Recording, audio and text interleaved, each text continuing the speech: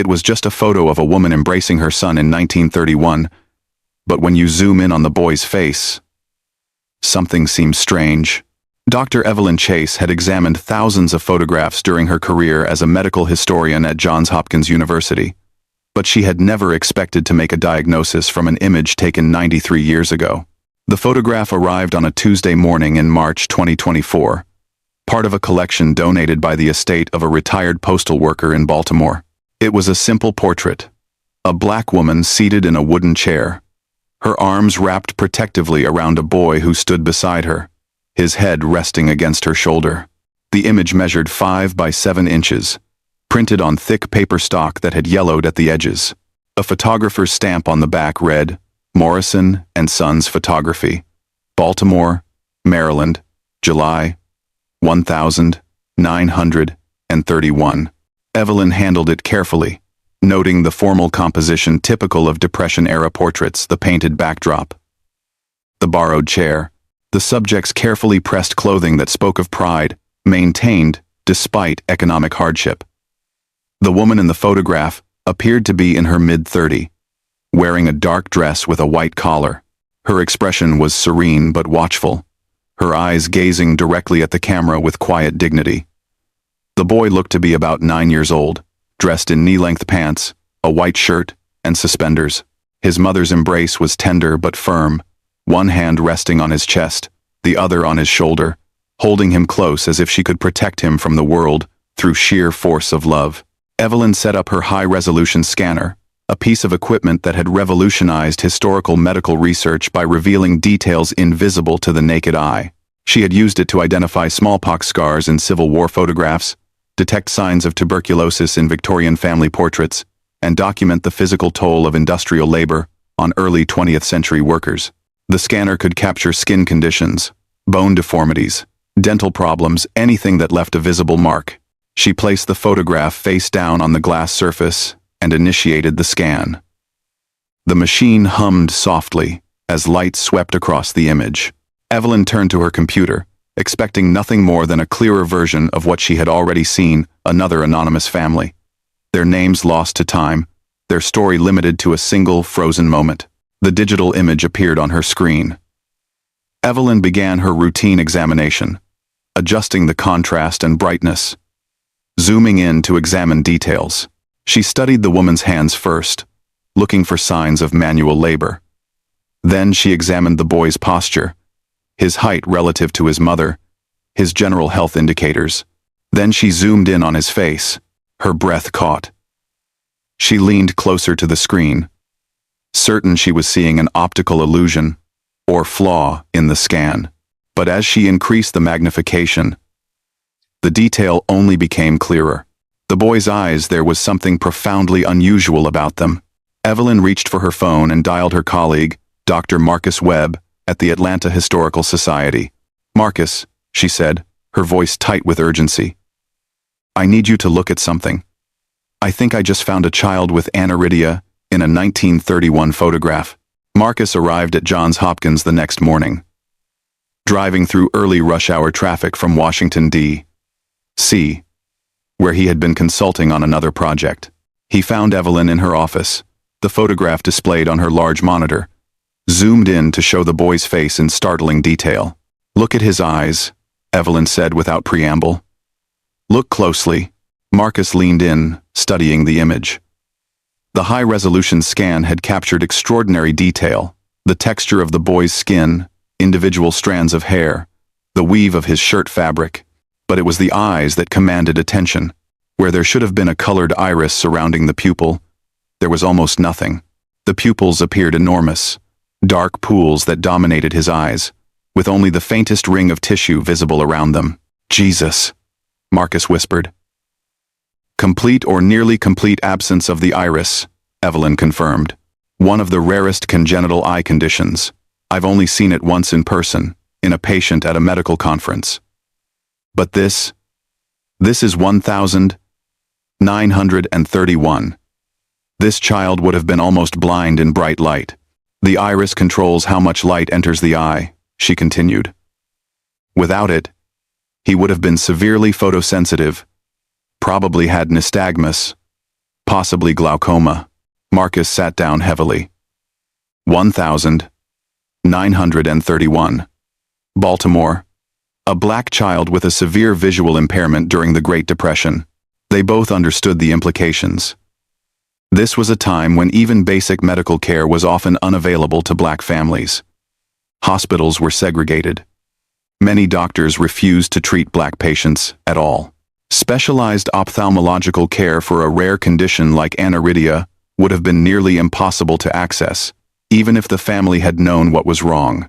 Look at how his mother is holding him, Marcus said softly. That's not just affection. That's protection. She's shielding him. Evelyn zoomed out to show the full photograph again. The way she held the boy wasn't casual, it was deliberate, positioning him slightly behind her, her body a barrier between him and the camera's flash, which would have been painfully bright for eyes without irises to regulate light. She knew, Evelyn said. She understood that bright light hurt him. Look at his posture, he's leaning into her. His eyes are slightly downcast. He's avoiding looking directly at the camera. Can you tell if he's squinting? Marcus asked. Evelyn zoomed in again.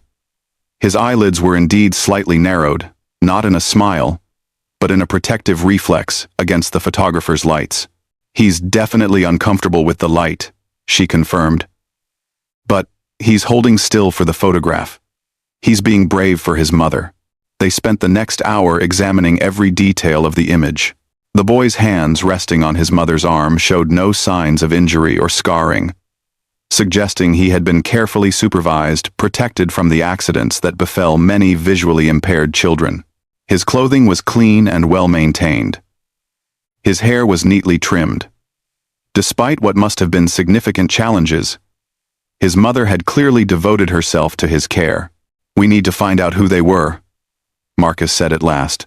This photograph tells an incredible story, but we're only seeing part of it. Who was this woman? What was her son's name? How did they manage? Did he survive? Evelyn nodded, already opening her database of historical records. The photographer's stamp says Morrison and Sons. Baltimore, July 1931. That's our starting point. Morrison and Sons Photography had operated in Baltimore's Pennsylvania Avenue district from 1928 to 1957, serving the city's black community during an era when most white-owned studios refused to photograph black clients or relegated them to inferior facilities. The studio had been owned by Isaac Morris, a free black man who had learned photography as an apprentice in the 1890 and passed the trade to his 3 sons. Evelyn contacted the Maryland Historical Society and learned that Isaac Morris's grandson, now 86 years old, still lived in Baltimore and had donated his grandfather's business records to the Society's archives in 2003. His name was Thomas Morris. And when Evelyn called to explain her research, his voice brightened with interest. My grandfather photographed thousands of families, Thomas said. He believed black families deserved beautiful portraits just like anyone else. During the Depression, he sometimes worked for barter food, clothing, services, because he understood how important it was for people to have a record of themselves, to prove they existed and mattered. I'm looking for a photograph from July 1931, Evelyn explained. A mother and son. The boy would have been about 9 years old, with a very distinctive eye condition. Thomas was silent for a moment. A boy with unusual eyes. I think I might remember a story about that. Can you send me the photograph? Evelyn emailed the image. 10 minutes later, her phone rang. That's Sarah and William, Thomas said, his voice thick with emotion. Sarah Johnson and her son William. My grandfather talked about them. He said William was one of the bravest children he ever photographed. Evelyn's hands trembled as she took notes. After 93 years, the anonymous faces finally had names. What else did your grandfather say about them? She asked.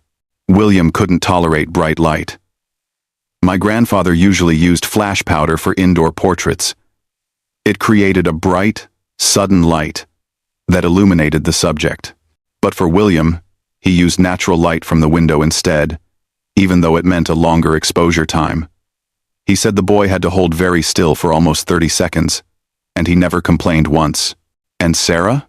She held her son the entire time, keeping him steady and calm. Marcus, listening on speakerphone, asked, "Do you know what was wrong with William's eyes?" "My grandfather didn't know the medical term," Thomas replied. "He just knew the boy was nearly blind in daylight but could see better at dusk. People in the neighborhood called him Night Eyes, because he could navigate in the dark better than most sighted people." Evelyn felt her throat tighten. That detail confirmed the Aniridia diagnosis. Without irises to constrict in bright light, William's eyes would have been overwhelmed during the day. But in low light conditions, when other people's irises would dilate, William's permanently dilated pupils would have given him an advantage. "Do you know what happened to them?" Marcus asked. "I don't know details," Thomas said. "But I know Mrs. Johnson cleaned houses for white families in Roland Park. My grandfather said she was saving money for something important, but he didn't know what. The photograph he charged her 50 cents, which was a lot of money in 1931. She paid in nickels and dimes she'd been saving. He said she told him she needed a picture of her son while he could still see well enough to remember being photographed." The room fell silent. The implication was devastating. Sarah had known her son's vision was deteriorating. She had scrimped and saved during the Depression to capture this one image. This proof that she had a son, that he had existed, that they had loved each other. "We need to find out more," Evelyn said quietly. The search for Sarah Johnson proved more difficult than finding the photograph. Census records from 1930 and 1940 listed hundreds of Sarah Johnsons in Baltimore, many with children. But Evelyn had learned to look for specific details that narrowed the possibilities. A black woman, likely a widow or unmarried, working as a domestic servant, with a son named William, born around 1922. She found them in the 1930 census, enumerated in April, just 15 months before the photograph was taken. The record listed, Johnson Sarah Black, female, age Styrian 3 occupation, domestic servant, Johnson, William Black, male, age 8, son, unable to attend school. That last detail struck Evelyn hard. Unable to attend school. In 1930, that notation usually indicated either severe disability or, in the case of black children, exclusion based on race or poverty. But for William, it almost certainly meant his visual impairment was too severe for the segregated, under-resourced black schools of Baltimore to accommodate.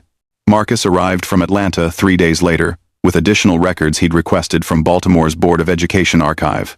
He spread them across Evelyn's desk attendance records, school enrollment data, and a file that made both researchers pause. "I found a letter," Marcus said quietly, "written by Sarah Johnson to the principal of public school 112, the colored school in her district. It's dated September 1929. Evelyn read the letter, written in careful, deliberate handwriting. "Dear Mr. Patterson, I am writing to ask if my son William can attend your school. He is 7 years old and very smart. He can count to 100 and knows his letters. His eyes are not like other children's eyes, and he cannot see well in bright light, but he can learn. I can send him early in the morning or late in the afternoon, when the sun is not so bright. I will pay for any special help he needs. Please give him a chance. Respectfully, Sarah Johnson." Clipped to the letter was the principal's typed response. "Mrs. Johnson, I regret to inform you that Public School 112 cannot accommodate a child with your son's condition.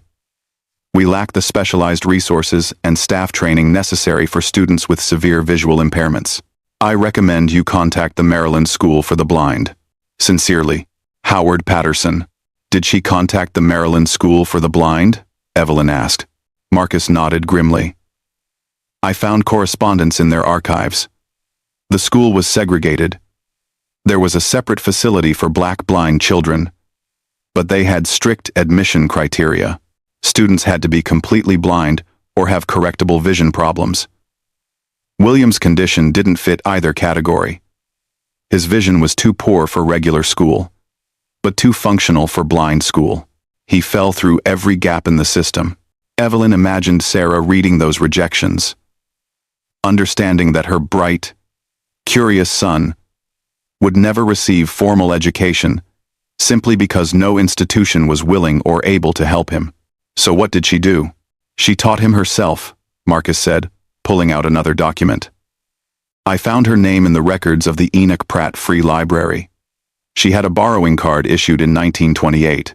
Over the next decade, she checked out hundreds of books, primers, arithmetic texts, history, geography, literature, all children's educational books. The image was clear. Sarah, exhausted from long days cleaning wealthy white families' homes, spending her evenings reading to William by lamplight, teaching him everything the schools had refused to provide. Evelyn knew that understanding William's condition fully required consulting modern ophthalmologists who specialized in rare congenital disorders. She sent the high-resolution photograph to Dr. Patricia Chen, Chief of Pediatric Ophthalmology at the Wilmer Eye Institute at Johns Hopkins. Dr. Chen called back within hours. "This is remarkable," she said. "I've seen perhaps 5 cases of complete aniridia in my 30-year career. The boy in this photograph has almost total iris absence in both eyes.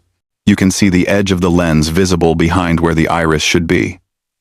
This would have caused severe photophobia, very poor visual acuity, and almost certainly glaucoma. Could anything have been done for him in 1931? Evelyn asked. Very little, and certainly not for a black child in Baltimore. The genetics of aniridia weren't understood until the 1960s. The association with glaucoma wasn't documented well until the 1950s. Even if William had access to an ophthalmologist, and he almost certainly didn't, the best they could have offered was tinted glasses. But those were expensive and wouldn't have addressed the underlying condition. What would have happened to his vision over time? Without treatment for the glaucoma that almost always develops with aniridia, he would have experienced progressive vision loss. By his late teens or early 20s, he likely would have been completely blind.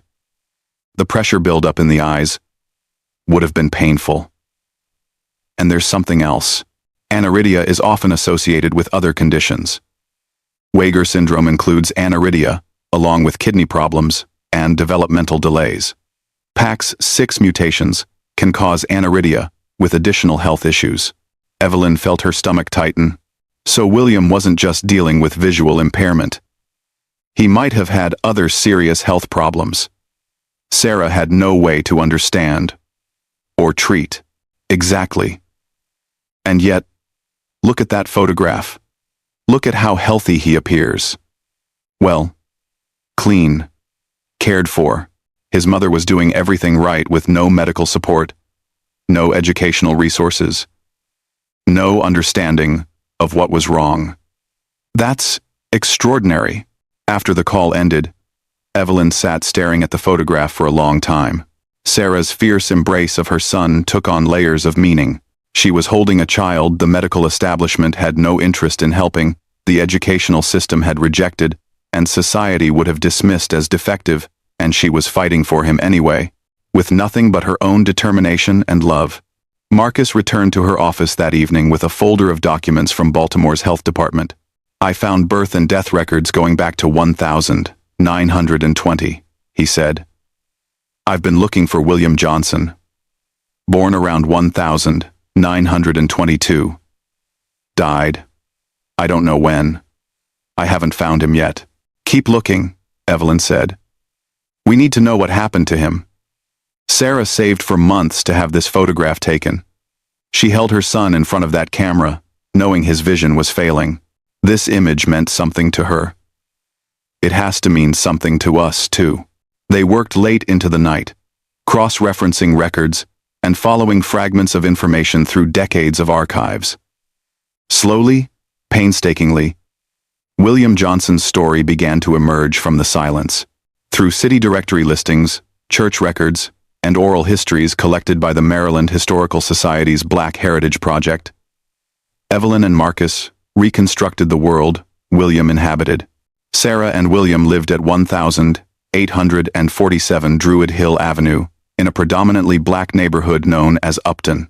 The building no longer existed, demolished in the 1960s, but photographs from the 1930 showed a three-story row house divided into multiple apartments. Sarah worked 6 days a week as a domestic servant for the Edmondson family in Roland Park, one of Baltimore's most affluent white neighborhoods. City wage records showed she earned approximately $8 per week in 1931. Barely enough to cover rent, food, and basic necessities. But Sarah had found ways to create a world where William could function despite his disability. Evelyn discovered this through an unexpected source: the memoir of Eleanor Foster, a white woman who grew up in Roland Park and published a book about Baltimore domestic workers in 1987. In it, Foster mentioned a woman she called Sarah, with the night eyes boy. Our housekeeper Sarah had a son who couldn't bear sunlight. Mother said there was something wrong with his eyes. I was fascinated by him when I was a child. Sometimes on summer evenings, Sarah would bring him with her when she came to prepare dinner. While she worked in the kitchen, the boy would sit on our back porch in the twilight reading. He read constantly books Sarah borrowed from the library. Mother once asked Sarah why the boy didn't go to school. Sarah said the schools wouldn't take him because of his eyes. Mother said that was a shame because the boy was clearly intelligent. I remember Sarah's response: "He reads more than most children in school. I make sure of that." Mother more 5 were rected. I admired her fierceness, her refusal to accept that her son was less than other children simply because he was different. Marcus found a second reference to William in the records of Sharp Street Memorial Methodist Church, where Sarah had been a member. The church's monthly bulletin, from November 1933, included a note: "Special thanks to young William Johnson for his beautiful recitation of Psalm 23 from memory during our evening service." Despite his visual challenges, William's dedication to scripture study is an inspiration to us all. These fragments painted a picture of a boy who had adapted to his condition with remarkable resilience. Unable to attend school, unable to play in bright daylight, William had built an intellectual life through reading and memorization, and Sarah had made it possible, structuring their entire life around his needs. She worked in the evenings when he could accompany her, borrowed books he could read in dim light, and ensured he had opportunities to demonstrate his intelligence and worth to their community. "Look at the timing of the photograph," Marcus said suddenly. July 1931. William would have been 9 years old. Sarah paid 50 cents, nearly a day's wages, for that photograph. Why then? Evelyn pulled up the chronology they had been building. By 1933, William was reciting scripture at church. That meant his vision was still functional enough to read, at least in low light. So in July 1931, when the photograph was taken, his vision was beginning to fail. Sarah could see it happening, Marcus said. Maybe he was telling her that reading was getting harder. That even in twilight, the words were starting to blur. She wanted a photograph of him while he could still see it, while he could still look at a picture of himself with his mother and remember. The realization settled over them like a weight. The photograph wasn't just documentation. It was Sarah's attempt to give her son a visual memory he could carry with him into the darkness she knew was coming. Finding what happened to William proved frustratingly difficult. Death certificates from the 1930 and 1940 were incomplete, especially for black residents. Many deaths went unrecorded or were logged with minimal information. Marcus spent days at the Maryland State Archives going through death records year by year, searching for William Johnson. Meanwhile, Evelyn pursued another angle, tracking Sarah through employment records and census data. She found Sarah, listed in the 1940 census, still living at the same Druid Hill Avenue address, still working as a domestic servant, but the entry for William was absent. Either he had died between 1931 and 1940, or he had left Baltimore. Evelyn expanded her search to institutions. The Baltimore City Hospital treated black patients in a segregated ward. The records were sparse and poorly maintained. But after 3 days of sifting through handwritten ledgers, she found an entry that made her heart race. Johnson, William. Colored. Age 18. Admitted the 15th of March 1940. Diagnosis: acute glaucoma. Both eyes. Referred by Dr. Samuel Winters. She immediately searched for Dr. Samuel Winters and found he had run a small practice serving the black community from his home on Pennsylvania Avenue. Unlike most white doctors of the era, Winters had chosen to treat black patients exclusively. He died in 1956, but his grandson, also a physician, still practiced in Baltimore. Dr. Robert Winters met Evelyn at a coffee shop near Johns Hopkins. Recently retired, and in his 70s, he had preserved his grandfather's medical journals. My grandfather talked about the challenges of practicing medicine in the black community during segregation, Robert said. Limited resources, patients who couldn't afford care, conditions that went untreated until they became emergencies. He kept detailed notes on cases that troubled him. He opened one of the journals to a page marked March 1940. The handwriting was precise. William Johnson, 18 years old, brought to my office by his mother Sarah after experiencing severe eye pain and vision loss. Examination revealed bilateral congenital aniridia with secondary glaucoma, intraocular pressure dangerously elevated. Patient reports progressive vision loss over past decade, now nearly complete. Immediate hospital admission necessary. Prognosis poor. Without surgical intervention, unavailable to colored patients at this time, patient will be completely blind within weeks. I have rarely seen such courage in a patient, or such devotion in a mother. Evelyn read the entry 3 times, her vision blurring with tears. William had been 18 years old on the cusp of adulthood, fighting a losing battle against a condition no one would treat. What happened to him? She asked. Robert turned the page to another entry dated the 2nd of April 1940. William Johnson discharged from hospital. Surgery was refused. Hospital board stated that experimental procedures should not be performed on colored patients. I argued that the glaucoma surgery was not experimental, that it had been successfully performed on white patients for years. My arguments were dismissed. William is now completely blind. I gave his mother contact information for the Maryland Workshop for the Blind, which trains blind adults in occupational skills. Mrs. Johnson thanked me with dignity. I find humbling. I am ashamed of my profession today. The Maryland Workshop for the Blind, established in 1908, provided vocational training for blind adults. Marcus found their records at the Maryland School for the Blind's historical archives in Overlook. The workshop operated out of a converted warehouse on East Baltimore Street, teaching broom making, chair caning, and industrial assembly work. The enrollment records from 1940 listed: Johnson, William. Enrolled May 1940. Age 18. Condition: total blindness, secondary to congenital aniridia and glaucoma. Training program: broom making and chair caning. Notes: exceptionally intelligent student. Reads Braille fluently. Self-taught. Completes tasks with remarkable precision, despite recent vision loss. Marcus found more in the workshop's monthly newsletters. The August 1940 edition included Student Spotlight. William Johnson joined our workshop in May after losing his vision to a congenital eye condition. Despite the challenges of recent blindness, William has adapted with extraordinary determination. He learned Braille by borrowing books from the library and teaching himself through touch. He completes his daily production quota in half the usual time and has begun teaching other students his efficiency techniques. William says his mother always told him that losing his sight didn't mean losing his worth. We are honored to have him in our program. Reland. I faded. Employment placement records provided the next clue. In November 1940, William was hired by the Reliable Broom Company on Howard Street.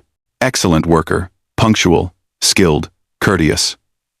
Mother Sarah accompanies him to and from work daily. Sarah was 44 years old in 1940, still working 6 days a week as a domestic servant.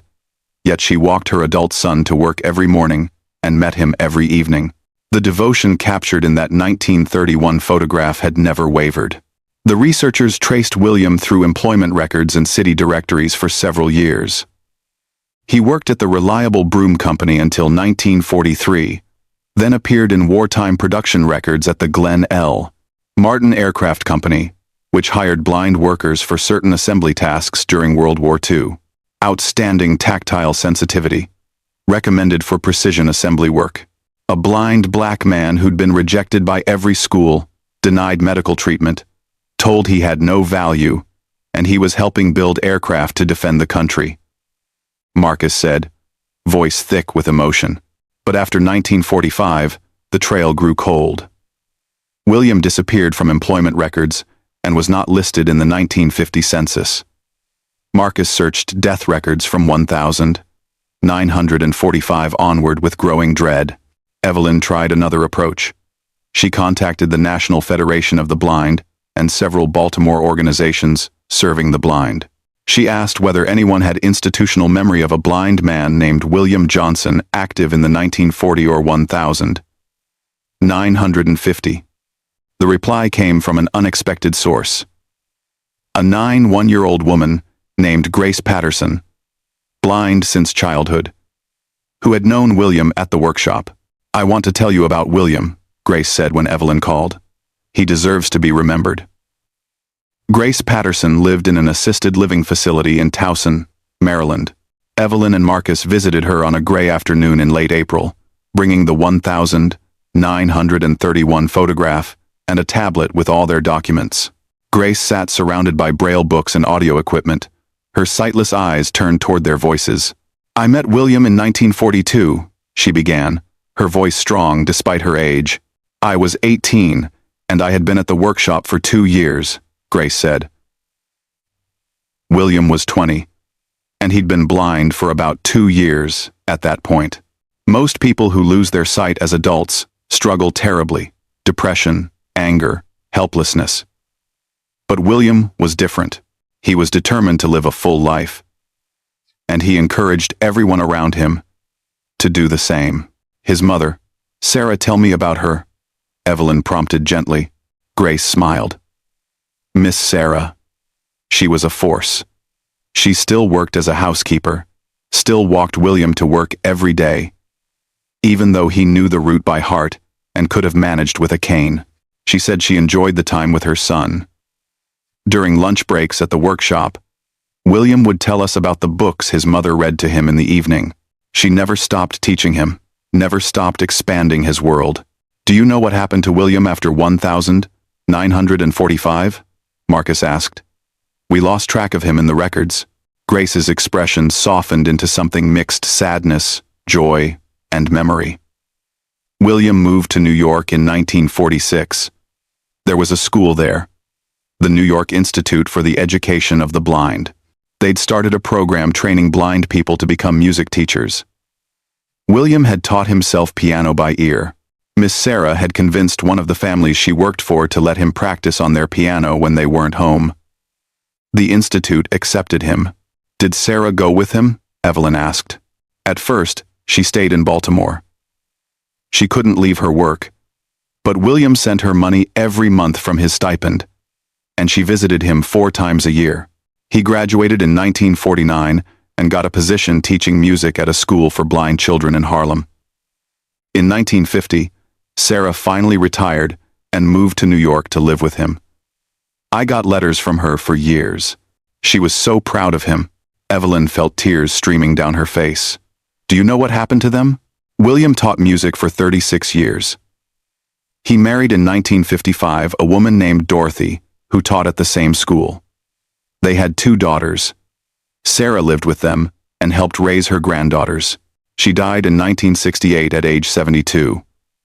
William told me she spent her last years surrounded by family, listening to her son play piano and her granddaughter sing. He said she finally got to rest. And William? Marcus asked quietly. He died in 1992, at age 70. I went to his funeral in New York. The church was filled with former students, his daughters and grandchildren, colleagues from decades of teaching. One of his daughters spoke about how her father always said his mother taught him that disability was just a different way of being in the world, not a limitation on what he could achieve. He lived by that principle every day. Grace reached out, and Evelyn placed the tablet in her hands, describing the 1,931 photograph in detail: Sarah's protective embrace, William's brave stillness, the love woven into every element of the composition. "That was them," Grace whispered, her fingers gently tracing the screen as though she could feel the image beneath her touch. Miss Sarah protecting her boy, and William being strong for his mother. They were remarkable people. I'm so glad you found them. I'm so glad their story won't be lost. 6 months later, Evelyn stood in the exhibition hall of the National Museum of African American History and Culture in Washington, D.C., watching visitors gather around a new display. The 1,931 photograph of Sarah and William Johnson occupied the center, enormously enlarged, beautifully restored. Beside it, a digital screen displayed a high-resolution zoom of William's Aniridia, accompanied by a clear medical explanation of the condition and its implications in 1931. But the photograph was no longer alone. Evelyn and Marcus had pieced together William's entire story. Sarah's letters to schools pleading for her son's admission, Dr. Winter's journal entries documenting the injustice of denied medical care, the workshop newsletters celebrating William's achievements, employment records from the aircraft factory, and photographs from William's 3 decades as a music teacher in Harlem. The centerpiece of the extended display was a photograph from 1960, donated by William's daughters. It showed an older William seated at a piano, fingers resting lightly on the keys, while Sarah, now in her 60s, sat beside him, her hand on his shoulder in a gentle echo of the 1,931 embrace. Both were smiling, peaceful, and proud. The exhibition text told their story without sentimentality, but with the emotional weight it deserved. In 1931, Sarah Johnson paid 50 cents, nearly a day's wages, to have this photograph taken with her 9-year-old son, William, who had a rare congenital eye condition called Aniridia. She knew his vision was failing. She knew the medical establishment would not help him. She knew the educational system had rejected him, but she also knew her son's worth, and she was determined that the world would see it too. This photograph is an act of resistance, a black mother's refusal to accept that her disabled child was disposable. Sarah taught William at home when schools wouldn't admit him. She structured her life around his needs, working in the evenings so he could accompany her, borrowing books he could read in dim light.